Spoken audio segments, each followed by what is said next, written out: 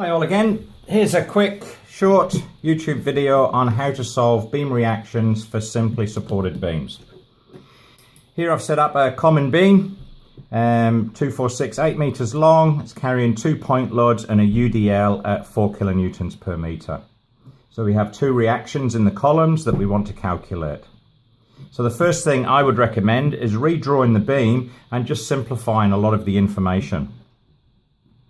So we just draw a straight line and we have reaction at the right and our reaction at the left.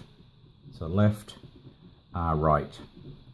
We'll still carry on the 5 kilonewtons at 2 meters, and then we have 10 kilonewtons at a further 2 meters. Now the UDL is 4 meters long, so we're going to represent the UDL as a point load. So that will be at 2 meters and 2 meters, which is directly in the center of the UDL on the beam.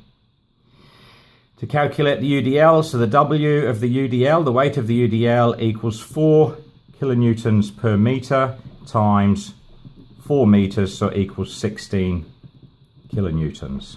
And we can add that in there. So now we've represented the UDL as a point load, and we can go ahead and calculate our beam reactions. Now the beam obviously is in equilibrium, so we know that all the upward forces must equal the downward forces, the rightward forces must equal the leftward forces, and the clockwise moments must equal the anti-clockwise moments. We have 2 unknowns, and we're going to use moments to solve these unknowns. And as I've taught you in class, 2 unknowns, we're just going to take moments from one of the unknowns, and then that cancels out that unknown. So we're going to be calculating the right side reaction. So taking moments from RL, we do clockwise first. So clockwise, we've got 5 times 2, because if that was the only force, it would want to turn the beam in a clockwise motion. So 5 times 2, plus the next one is 10, and that's 4 meters away from our point. Common mistake students make is they'll go 10 times 2. It's not, it's 10 times 4. 10 times 4, plus, and now we calculate our UDL as a point load, so it's 16 times 6. And that will all equal 2, 4, 6, 8, our reaction force, which if that was the only force in play about our pivot point, it would cause it to go in an anti-clockwise direction. So that's our anti-clockwise moment, which would be 8R.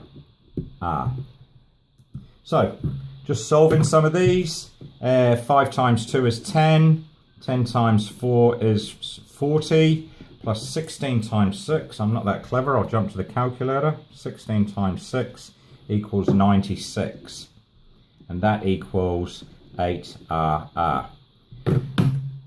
So 96 plus 40 plus 10 equals 146. We'll bring the 8 over, divide that by 8, and that will equal our RR, which equals, divided by 8, equals 18.25 kilonewtons. So on RR equals 18.25 kilonewtons. So now we're going to take moments from RR to calculate RL. So taking moments from our reaction on the right hand side, clockwise. Well, the force that creates it to go clockwise, if it was completely by itself, would be the left hand side reaction would cause a clockwise turning moment, and about an imaginary clockwise turning moment about our pivot point. So we have 8RL equals our anti-clockwise moment.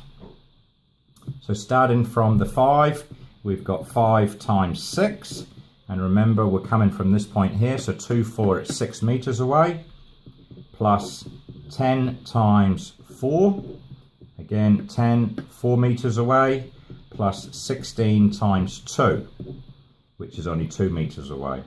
So if we simplify this, 5 times 6 is 30, plus 10 times 4 is 40, plus 16 times 2 is 32, equals our 8RL. 30 plus 40 is 70, plus 32 is 102. If we bring the 8 over, RL will equal 102 divided by 8. And again, I'll jump on the calculator. 102 divided by 8 equals 12.75 kilonewtons. So now we know that that equals 12.75 kilonewtons. Now, as with everything, we need a check. So we've solved the bending moments, clockwise equals anti-clockwise, but we need a check, and we can use the upward forces equals the downward forces. So downward, we have 5 plus 10 is 15 plus 16 is 31 kilonewtons. Upwards, we've got 12.75 plus 18.25, and if I'm not mistaken, that equals 31 kilonewtons. So yep, our check is good, and we've solved that problem.